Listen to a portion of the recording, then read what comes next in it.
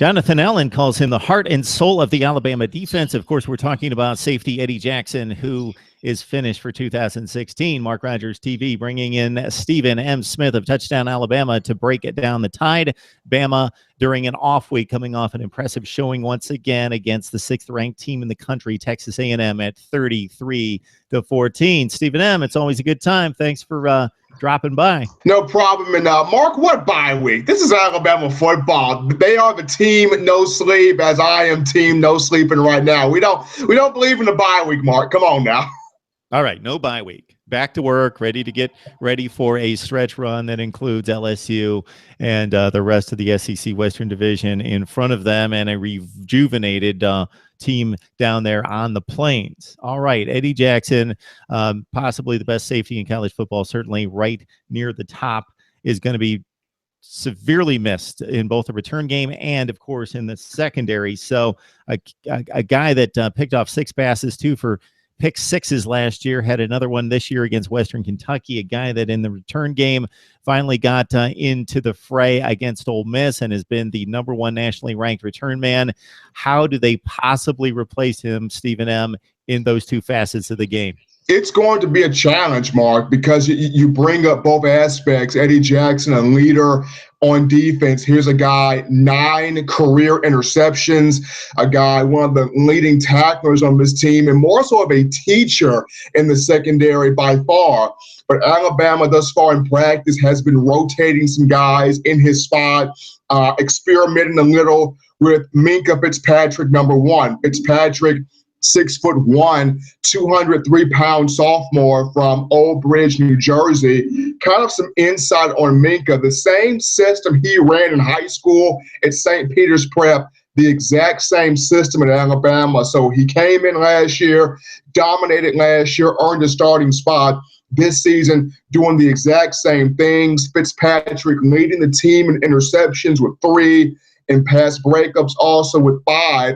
But what sets him apart is his ability to track the football. And it's something that Eddie Jackson did very well at safety, the ability to track the football, have a nose for it, and also lead other guys to the football. And it's something that Fitzpatrick has picked up on. That's why he's one of the guys trying out at that safety spot. The other guy is Tony Brown. How about the boomerang effect? Tony Brown comes in as a freshman, 2014, from Beaumont, Texas, Osmond High School, a very decorative track career. He and Marlon Humphrey both came in at the same time. Tony Brown had some off-field issues, had some character issues, not fully a bad player, not fully a bad kid. It just takes some time for some people to fully buy into Nick Saban's style of play. Some people come in and boom, they're bought in, they're ready, let's go. For others, they got a little bit of that rebel mentality in a Mark, and you have to find ways to kind of pry that out of them. And that's where Tony Brown fit in. Talented kid, but you had to find a way to get him to understand this is a Saban coach team, and you have to do things the Saban way with the Saban mindset. In this season especially, Brown finally has calmed down a lot. He's been able to get on the field more and make some plays, but has always been very talented, one of the more hard hitters on this team. I go back to the 2015 game last year against LSU, where he just laid out Darius Guice on a kick return. So Tony Brown brings the wood, but now it's a time where he can finally get some really, really significant action, though it comes at the loss of Eddie Jackson. Tony Brown ready to play. So it's he and it's Minkah Fitzpatrick. Also, there is some infiltration of Lawrence Hootie Jones, 6'2", 214 pounds from Neville High School, Monroe, Louisiana, former 4-star recruit in his right.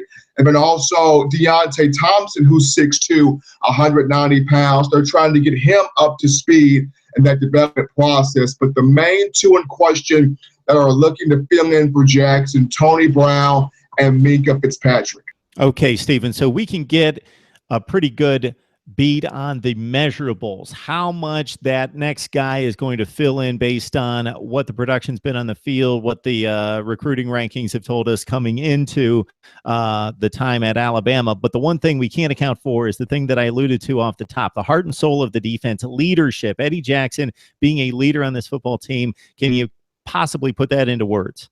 Eddie Jackson, to me, was the captain of that secondary. He was one of the captains of that defense. And when Eddie came in 2013 from Boyd Anderson High School in Fort Lauderdale, Florida, he was a receiver when he came to Alabama. Alabama converted him to a cornerback in 2013, his freshman year. We're talking 19 tackles, an interception. 16 of those tackles were solo stops. And people were talking more so about Eddie Jackson being the lockdown corner over Cyrus Jones. And then we remember 2014 in spring ball, Eddie in the right knee in spring ball. He's rushed back the proper time to heal, was rushed back. And in 2014, despite having some good moments, struggled a bit with the speed because of the ACL. And quite naturally, I don't really think he was in his right spot from the get-go, because his ability to track the ball was superb in high school, and it was superb his first year at Alabama in 2013. But I always kind of got the feeling that he was never in his proper spot. A step behind a corner is a lot different from a step behind at safety, because at least at safety, you have a chance to look at where you are in relation to where the ball is, where your zone is, and where the receiver is, versus when you are a step behind the corner, you're basically dead in the water. So when he was flipped to safety in 2015, under the leadership of Mel Tucker, you really saw him in his right spot, the full maturation of Jackson coming to play. Able to track the football, able to encourage guys, able to break on the ball. 6 interceptions that year, including 2 return for touchdowns during the 2015 season. So it was the full maturation of him, not just as a leader, but also as the overall player, getting to the spot where he was needed at. They put him at corner to kind of gauge his speed, but he was more so needed at safety from the get-go, Mark, because of his ability to catch the football, but then turn around and change the position of the game for Alabama. Hey, Stephen, I hate when media types like us jump to conclusions based on one performance, one game, and then all of a sudden one team's the greatest thing in the country, or they stumble and certainly they're kicked to the curb, or whatever the case might be. I'm going to apply this to Alabama in the last 7-8 years, plus going back through the Nick Saban era. There's always been somebody there ready to challenge the tide, even though they've typically come through to win the SEC, or in one case, win a national championship without winning the conference. It was Auburn for a few years, obviously under Cam Newton in particular. It was LSU more than probably anybody else. It's been different teams in different times. It's been Ole Miss over the last couple of years that's knocked off the Crimson Tide head-to-head. But considering going back to Urban Meyer in Florida, challenging Saban, obviously, in those last couple of years that Meyer was in Gainesville, right now there just doesn't appear to be that other team. And I don't want to jump to conclusions, because we still want to see the Crimson Tide take on LSU and Auburn in particular, a rejuvenated Gus Malzahn program there on the Plains. But, man, in really taking care of business against Texas A&M, Tennessee, which appears to be the class in the East, certainly from a talent perspective, and that Ole Miss second half, in which they were clearly the better team, has Alabama, more so than at any time during the Nick Saban era, distinguished itself in the SEC? I believe it has. And this year in particular, it's selfishness of this defense, Mark, number one. And I go back to the Arkansas game to prove a point here. Patrick gets his 3rd interception in the end zone. He's about 8 yards deep in the end zone. As he turns around, he's looking square in the face of Eddie Jackson. Talent-wise, Eddie Jackson knows Minkah Fitzpatrick is way more talented than he is. But the average senior in Eddie Jackson The average senior is telling that sophomore, Minka Fitzpatrick, you need the ball in the end zone, you take the touchback. Minka looks at Eddie, and the first thing Eddie does is wave his hand and say, come on, I got you, come on. Seeds, Mark, to get the 2 blocks in the convoy, he takes out what appears to be an offensive lineman, and then he gets up and takes out Austin Allen. Unbelievable when you see a senior in Eddie Jackson who does not tell you to knee the ball, get up, and I'm going to be the convoy to you to the end zone. And he makes the critical blocks. He puts his body out there for you to score. Volumes up. It doesn't matter if it's a freshman, sophomore, junior, or senior. This defense is all about we're going to help each other score. We're going to help each other make plays. And in doing so, we are going to stifle the opposition. And for the first time under Saban, we're seeing this in a defense for the first time under Saban. This is an athletic defense, but it's the most unselfish defense. Everybody's bought into everybody. In years past, you could see where a lot of the guys, the ego got in the way. Season to make a point, a lot of guys in the secondary, guys like Landon Collins, ego got in the way. Guys like A.J. McCarron, though he was a great quarterback, his ego got in the way, and in a press conference, he threw the team under the bus, if you recall correctly. In 2014, there were some moments where ego got in the way. This year's team, that is not the case. It's taking on the same mantra of a 2015 team. Everybody is bought into seeing everybody succeed. Though the 2016 leadership, a lot different from last year. In last year's leadership, you had Reggie Ragland, Jonathan Allen, Jaron Reed, where they all were ruled by an iron fist. It's my way or the highway, so to speak. You bring in Jonathan Allen, where his leadership is to know my teammates better.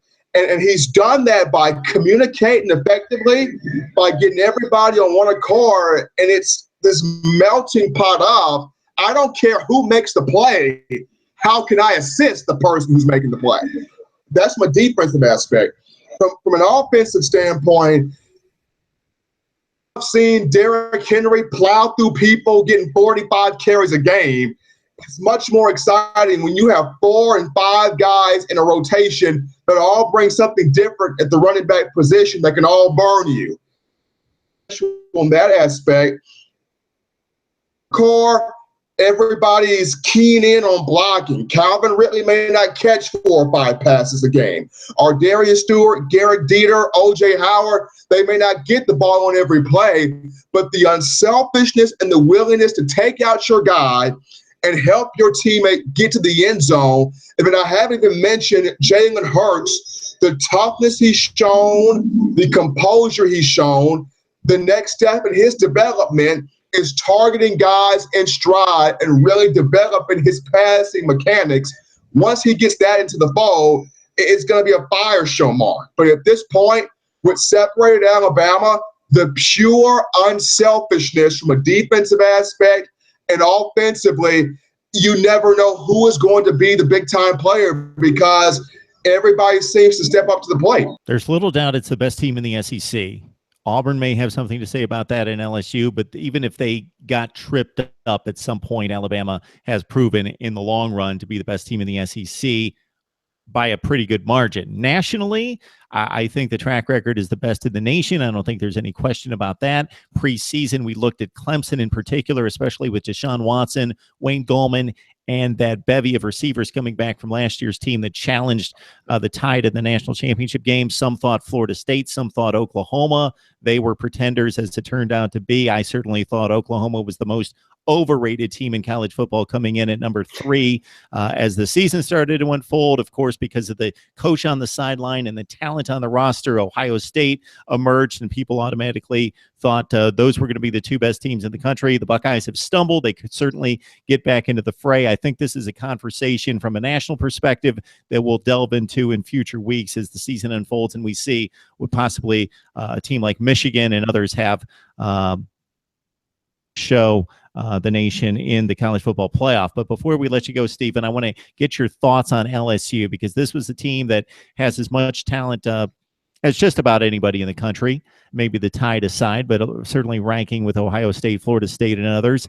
They tripped up against Wisconsin, which has proven not to be the worst loss in the world, because those Badgers are really tough and have taken two top teams to the wire. The LSU obviously losing another game on the Plains. Auburn has turned out to be a little bit better than we thought as well. Certainly the defense is near elite status. LSU under Ed Orgeron seems rejuvenated, revitalized, but it didn't really show me much because it was Missouri. It was against Southern Miss. But to do it against Ole Miss and to do it in convincing fashion after getting down 10-0, what do you have for us on LSU? This is going to be a far more interesting game now than what it was earlier in the season. Thought about, you're going to see a lot of people reconsider, should I sell my ticket? You're going to see a lot of people reconsider, should I not go to this game, because of the job Coach Ed Orgeron, Coach O, has done. The Tigers 3-0 since Orgeron took over. Offensively, it's scoring 42 points per game. Defensively, Dave Aranda, coming over from Wisconsin, has done a fantastic job bringing multiple defensive sets. The Tigers giving up 12.6 points a game. Leonard Fournette is his own brand, and he looks like he has not skipped a beat despite the injury he had to overcome. Had a whale of a game against Ole Miss. And even Danny Etling, though he's not the most explosive quarterback in the world, he's provided some stability. He's played pretty well in the last couple of games. He has thrown 2 interceptions in the last games, but has brought some stability, if you will, to the offense. And your receiving core, if you're LSU, of Trayvon Durrell and Malachi Dupree. Defensively, this is a stone-cold defense, and Davin Godchow and Christian Lucator, and in the back end with Jamal Adams and Tre'Davious White. This is a solid football team, and when you talk about Death Valley, the pit of horror at night, CBS calling this game at 7 p.m. I mean, yes, Jalen Hurts and won at the Grove, but it's a different environment when you talk about the Grove and Death Valley. It's a different type of hostile when you talk about Arkansas and LSU. It's a different environment when you talk Neyland Stadium and Tiger Stadium. It's something in the air when you go down the Death Valley at night with all the chaos, all the commotion, that rabid fan base. It is unreal. The screams, the shaking.